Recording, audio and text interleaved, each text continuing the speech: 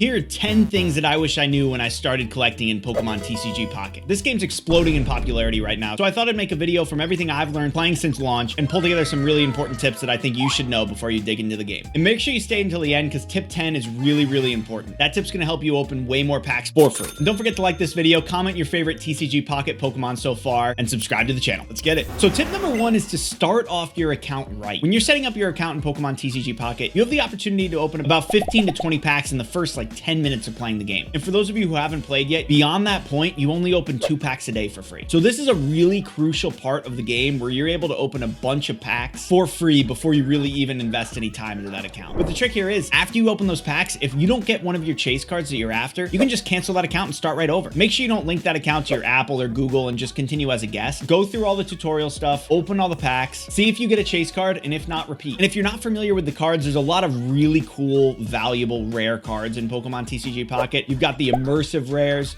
gold rares, Charizards, Pikachus. There's some really cool cards that are sought after. So if I were you, I would pick 3 to 5 cards you really want to find, jump into your new account, open the packs, see if you get them. If you don't, reset. It's a bit tedious, but trust me, it'll be worth it because you're starting off so strong. And once you've got an account you want to stick with, then you can link it with Google or Apple or whatever you like to do. Tip number 2 is you actually can pick your starter Pokemon in TCG Pocket. This is something even I didn't know when I created my main account, and I'm kind of bummed out about it actually. But when you first log into the game, the first thing you do is open a pack. And which pack you open actually determines which full art rare starter Pokemon you'll be able to wonder pick shortly after that. So in the Mewtwo pack, you're guaranteed Marowak EX, and then later on, you're guaranteed a Bulbasaur art rare in wonder picks. In the Pikachu pack, you're guaranteed Arcanine EX, and then a Squirtle art rare, again in wonder picks. And in the Charizard pack, you're guaranteed Exeggutor EX, and the Charmander art rare in wonder picks. On that note of specific packs, even though all 3 of those art packs are from the same set, you can get different pulls depending on which pack you choose. And the annoying thing with that is there's no real easy way to see which cards come from which pack in the game. So the best way to do that is go to a third-party site like Pokemon Zone and look up the card list per pack, because you're going to want to make sure you're prioritizing the pack that you want the cards from. The 4th tip I have for you is every 12 hours you're able to open a pack. But with that, packs have a maximum stack of 2. That means if you don't open the app after 24 hours, you're not earning a new pack. So I strongly recommend you at least just open the app once a day, open the pack so you're constantly gaining new packs. The countdown timer for your next pack doesn't start if you have 2 packs unopened waiting. And that leads me right into tip number 5. Don't forget to use your shop passes to buy hourglasses, which then lets you buy packs. There definitely are some cool cosmetics in the shop that you could use your shop passes for, but at the end of the day, the purpose of the game is to collect the Pokemon cards, and you can use those shop passes to get a lot of packs if you do it correctly. So this tip's more of what I would do. If you want the cosmetics, definitely, I'm not saying don't do that, but if you're in the game to get the cards, you can get a lot more cards if you save those shop passes just to get packs. Because in the shop in the beginning of the game, you actually have an opportunity to get discounted hourglasses using your shop passes. So I definitely recommend you take advantage of that very early. So there's actually secret missions that you can complete and unlock special cards. The most famous one, you've probably seen it, is the immersive Mew card. And there's no way to actually see in the game that this is available. It's the game's version of a secret rare, but essentially all you have to do is get one of each Kanto region Pokemon registered in your decks, and then you unlock the secret rare Mew. So with that said, I definitely recommend you spread the pack opening between more than just one pack art, because that way you'll be able to complete the Pokedex much faster and get that Mew card. So if you're looking to battle a lot in the game, there's actually a way early where you can get all the item cards for absolutely free. When you're in the battle menu and you're going through the battle tutorial, if you scroll all the way down to the bottom, you can just claim every single item card to add it to your deck. Nice. This is a nice little hack if you're building decks and you want to get into competitive battling really quickly. I don't necessarily recommend that unless you're an experienced Pokemon battler. Pokemon TCG Pocket has a very strong meta, and it's very competitive, and it's very frustrating. So if you like that sort of thing, definitely jump into it. I don't want you to do that right away if you're not totally sure and then it turns you off of the game completely. At any point too, in the shop, you can buy trainer cards for next to nothing if you want to add them to your deck as well. On one hand, this is really nice because it helps you build stronger decks quicker without having to invest money into the game. But on the other side, it's really hard to pull some of the strong Pokemon cards, so you kind of do need to invest money if you want to get a strong deck quickly in the game. The next tip is something that I really wanted to point out in this video because I actually didn't know what it was and I was putting it off and putting it off. So I wanted to make sure that I covered it. And that's what Flare is in the game. Now I'll start this off by saying Flare is purely cosmetic. It doesn't actually do anything other than enhance your cards, and it's very convoluted. Honestly, it's kind of difficult to get. So in order to get Flare, you need at least 3 copies of the card. And if it's a rare card, you might even need more. Once you have 3 copies or more, depending on what card it is, you need to have the right amount of Pokédust. Once you have the right amount of copies of the card and the dust, you can add Flare to only one of those cards, not all the copies. And depending on the card, some of the Flare is active all the time when it's on display in your binder, and others it's only active in battle. And I, for the life of me, can't figure out what the rhyme or reason is for that. It just depends on the card. It's very strange, honestly. It actually might even be a bug. I'm not totally sure. But all it really does is enhance the holo and the effect of the card. It does make it look pretty cool, but it's work to get it, especially if you want to put it on a rarer card. I've done it on a couple cards. It's cool. It shows off that I have multiple copies of the card when I put it in my binder. But other than that, it's definitely not something you need to like prioritize or grind for by any means. So the next tip, and this actually kind of goes back on one of the tips I said before, and that's battling gives you a ton of experience points. I don't recommend you start the game and jump in and do PvP battles and get super sweaty and get frustrated. I'm not saying that at all. But when you're ready, battling is going to help you level up really quickly. And when you're leveling up, you're unlocking a lot more hourglasses, which you can use to unlock more packs. So I do recommend playing around with battling. If you're like me, try really hard not to get frustrated when you keep running into the same overpowered decks and you keep losing over and over and over again. You're still going to get some XP. If you do want to play competitive and you want to use one of those meta decks, I will have a video on my channel of the best decks currently, and I'll keep up to date with that. So be sure to subscribe so you can stay up to date with meta decks. But I'm not a huge battler, so I'm only doing that for you. So you made it to the last tip, and I promised you this tip was very important. I'm going to live up to that promise, I hope. If you want to get extra shop passes every single day to then buy cosmetics if you didn't listen to me, or buy packs if you've been listening to me, there's a cheeky way to get this done. So you've probably noticed if you're playing, after you battle, you can thank your opponent. And if you had a cool opponent, they'll thank you, but it's not always guaranteed. And when you do get a thanks, you get a shop pass. Pieces are coming together, right? If you go into a private match and you type in the code thanks, this is a private lobby where everyone's mutually agreed that they're just going to go in, leave, and give you a thanks. So you enter the battle, you immediately leave. It'll take you about 30 seconds and you'll get a thanks and you'll get a shop pass, and you can do that over and over and over. The sad part of that is you can only get 5 shop passes a day, this method,